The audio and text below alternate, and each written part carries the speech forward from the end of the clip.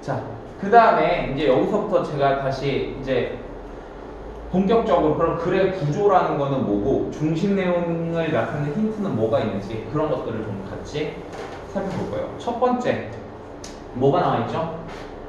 인과구조라고 이야기가 나왔거든요. 자, 인과구조라는 건 뭐냐면 그 어떤 일의 원인 그리고 결과를 가지고서 다루는 글의 내용이 인과구조입니다. 그리고 인과구조는 보통 어떤 식으로 제시가 되냐면 어떤 일의 원인이 나오고 그거에 따른 결과가 나오는 거예요.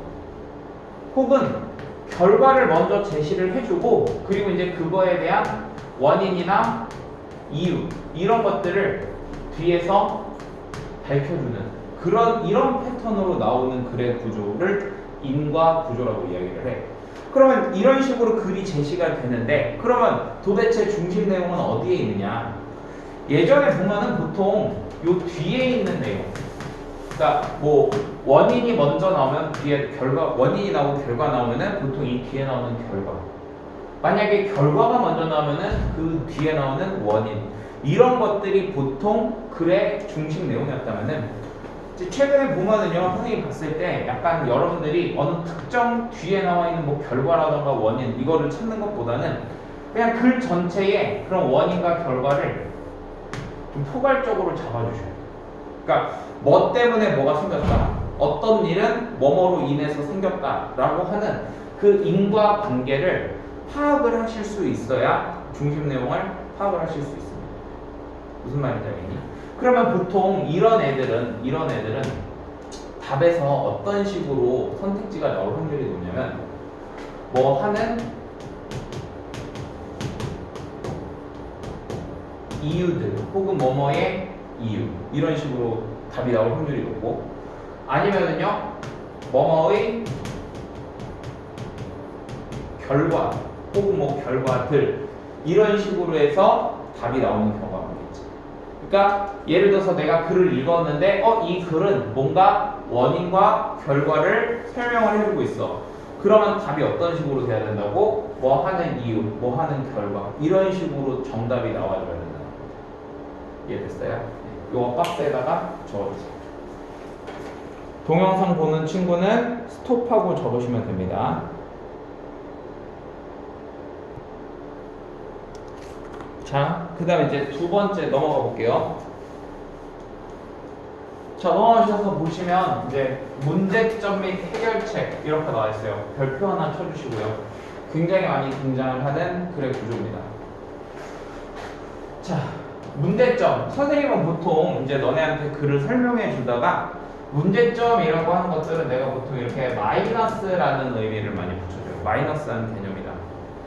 그럼 해결책은요, 문제점에 대해서 반대가 되는 내용이기 때문에 얘는 내가 플러스라고 보통 이야기를 해주거든. 그럼 상식적으로 여러분들이 봤을 때 문제점이 보통 중요할까요? 아니면 그거에 대한 해결책이 중요할까요? 해결책이 굉장히 중요하겠죠.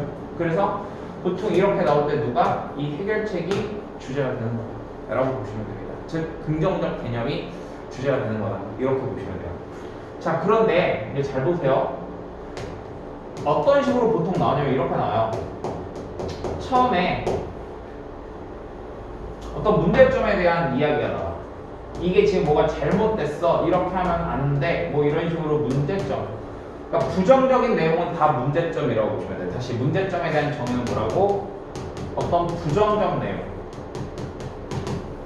부정적 내용은 문제점이라고 생각을 하시면 돼요. 그럼 보통 얘는 어떤 패턴으로 나오느냐? 나오다가 이거에 대한 해결책이 이제 그럼 제시가 돼. 이런 문제가 있는데 이거는 이렇게 우리가 해결을 할 수 있어 라고 해결책이 제시가 되는 거야. 그럼 보통 이렇게 해결책이 제시가 되는 경우에는 이 해결책이 끝까지 쭉 이어지게 돼요. 그럼 해결책이 나온 다음에 다시 문제점이 나올 수 있을까? 아니, 안 나와. 이해됐어? 왜냐면 제가 사실 이 얘기를 먼저 하긴 했어야 되는데 나중에 다시 할 거거든. 뭐냐면 한 문단에는요, 하나의 글에는 하나의 주제만 있어야 되거든.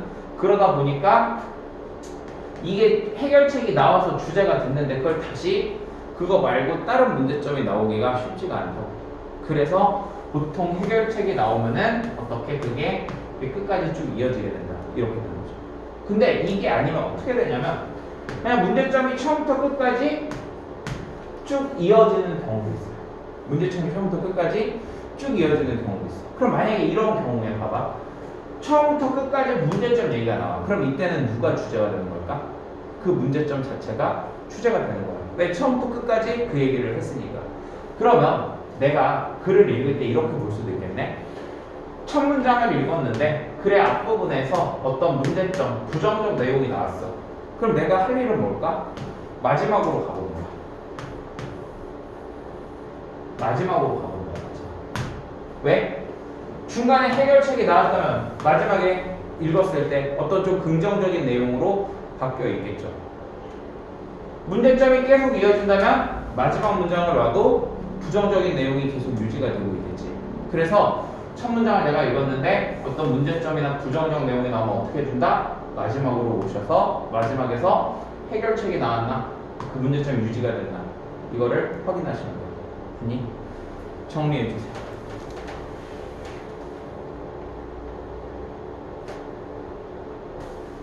자, 그 다음에 이제 다음으로 또 넘어가 보세요. 다음으로 넘어가 보면은 이런 내용이 나와 있어요. 비평과 반박이라고 나와 있습니다. 이것도 별표 쳐주세요.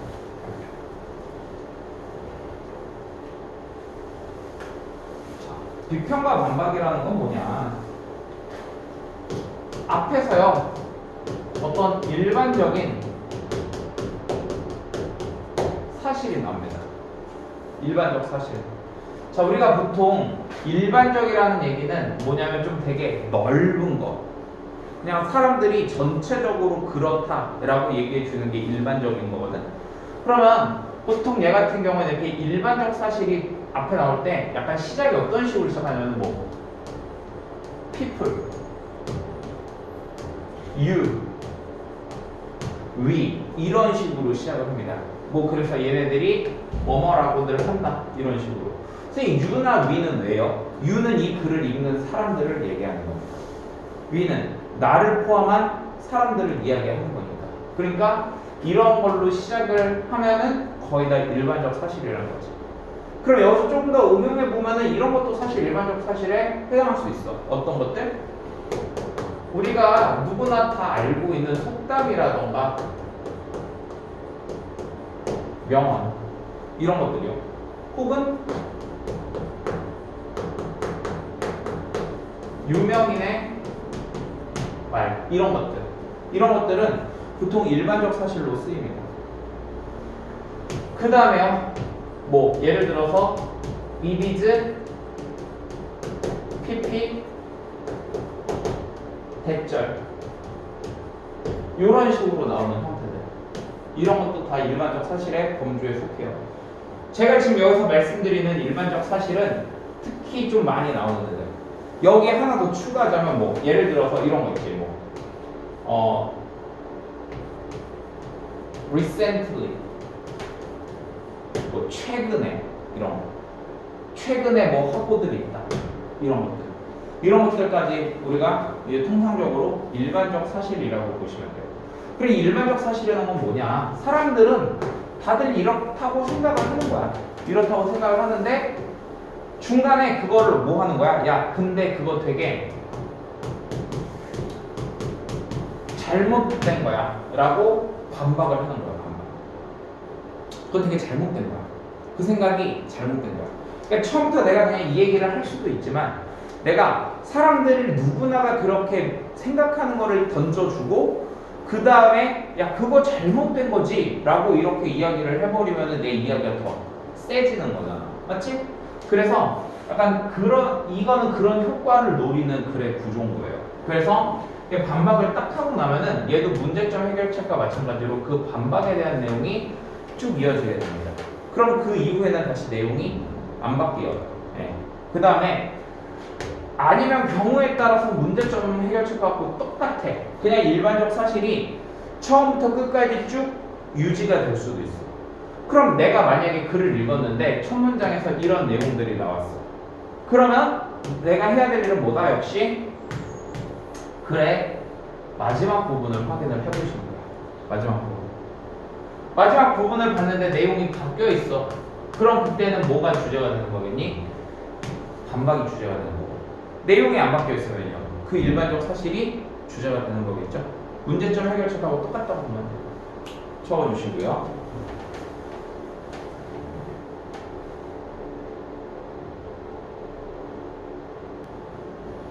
자, 그 다음에 그 뒤로 넘어가 보세요.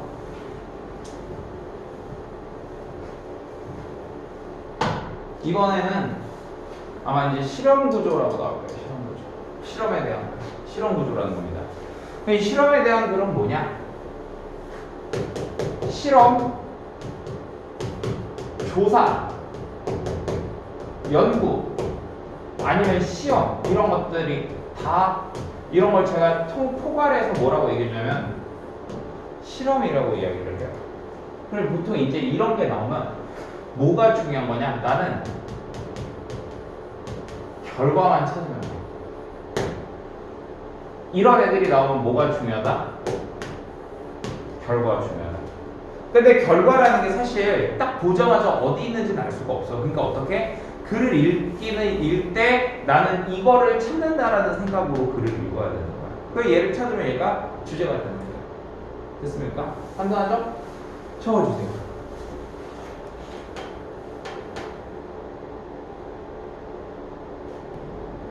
자, 이어서 5번에 보면 이제 비교와 대조라고 나와 있는데 제가 비교 얘기부터 한번 간단하게 해볼게. 우리가 이 비교라는 건 뭐냐면 서로 다른 두 대상이 등장을 합니다. 다시 누가 등장한다고요? 서로 다른 두 대상이 등장을 하게 돼요. 근데 이 둘 사이에 뭐가 있는 거냐면 공통점이 등장을 하게 돼요. 공통점. 서로 다른 두 개가 등장을 하는데 그 둘의 공통점이 등장을 하는 거예요.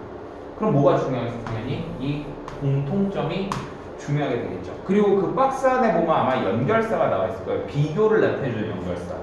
그러니까 그런 연결사들이 글을 읽다가 나오면은 보통 아 이거 비교구나 라고 여러분들이 생각을 해주시면 돼요. 그래서 어떤 그런 공통점이 나왔을 때 그 공통점이 중요한 거다 이렇게 보시면 되거든요. 자, 그럼 이번에 대조 이야기를 좀 해볼게. 대조라는 건 그럼 뭐냐? 똑같아. 서로 다른 두 대상이 나오는 건 맞아. 서로 다른 두 대상이 나오는데 이때는 얘네 둘의 뭐가 서로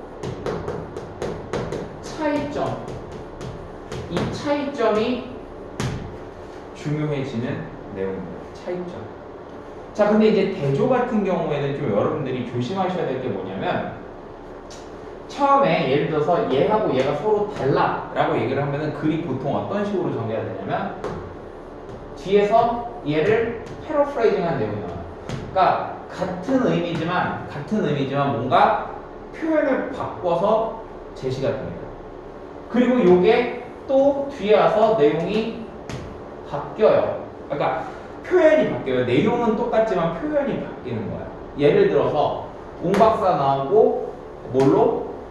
ENM 영어 선생님 이런 식으로 나올 수 있고 영어 이렇게 나오고 학생들의 이수 단위가 4단위이고 뭐 다른 나라 말은 바꾸고 이런 식으로 말이 바뀌어서 나올 수 있고 그리고 그게 또 다른 표현으로 바뀌어서 나올 수도 있고 이게 또 다른 표현으로 바뀌어서 나올 수도 있어. 그래도 어떻게? 다 서로가 다 뭐가 되는 거라고? 다르다. 차이점이 부각이 되고 있는 거야. 뭔 얘기인지 알겠니? 이렇게 정리해 주세요. 자, 그 다음에 요 얘기까지 하고 넘어갈게. 만약에 예를 들어서 여기에 내용이 빈칸으로 만약에 이렇게 나왔다고 해볼게. 빈칸. 뭔 말이 들어갈지 모르잖아. 그럼 어떻게 생각하면 될까? 이쪽에 나온 내용과 서로 반대되는 내용이 들어가든가 아니면 얘와 얘하고 같은 내용이 들어가던가 이런 식으로 되는 게 대조 구조입니다. 요거까지 기억을 해두시면 될 것 같아요. 자, 그 다음에 넘어가 보시면은 자, 요것도 꼭 알아두셔야 됩니다. 이제 예시가, 나열 열거가 나올 거예요. 나열 열거. 자, 여기 보면 이렇게 돼 있죠. 여러 가지 내용을 계속해서 언급하는 것을 나열 혹은 열거라고 한다. 이렇게 돼 있거든요. 그러니까 뭔가를 이렇게 쭉 나열하는 거야. 이런 게 있고, 이런 게 있고, 이런 게 있어. 대표적으로 이런 거 있잖아. first, second, last. 이런 식으로. 쭉 나열. 그럼 이건 뭐? 이거를 다 뭐 해주시면 돼? 종합한 것이 주제가 된 거야. 즉, 나열된 거를 뭐 해주라고? 종합하면은 그게 이 글의 중심 내용이 되는 거예요. 됐나요? 네. 그러니까 열과 나열은 중심 내용을 이런 식으로 표현을 해주는 거예요. 이거 하나 메모해 주시고.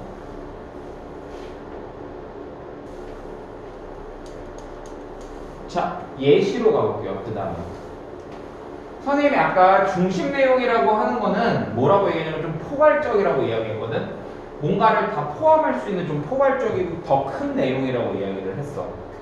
예시라는 건 사실 뭐냐면은 그거와 반대되는 구체적 내용을 얘기하는 거야. 다시 어떤 내용? 구체적인 내용을 얘기하는 거야. 구체적. 가령 예를 들어서 ENM 선생님들은 뭐 좋은 선생님들이 많다. 예를 들어서 공박사 너무 좋아. 이렇게 얘기를 해주는 거야. 왜 웃어? 너무 좋아. 이렇게 얘기를 해주는 거야. 자, 상추? 좋아. 이런 식으로. 유나쌤? 좋아. 이런 식으로. ENM 선생님이라고 하는 어떤 그 일반적인 내용, 더 포괄적인 내용을 구체적으로 어떤 선생님들이 있는지를 하나씩 예를 들어서 보여주는 거야. 이걸 예시라고 얘기하거든. 그럼 아까 선생님 뭐라고 그랬죠? 구체적인 게 주제문이라고 그랬니? 아니면 좀 뭔가 포괄적인 게 주제문이라고 그랬니? 포괄적인 게 주제문이라고 그랬지. 그러니까 보통 예시가 나오면은 주제는 어디에 나온다? 앞에 어떤 중심 내용이 예시 앞에 중심 내용이 등장을 한다. 이렇게 기억을 해주시고요. 메모해 주시고요.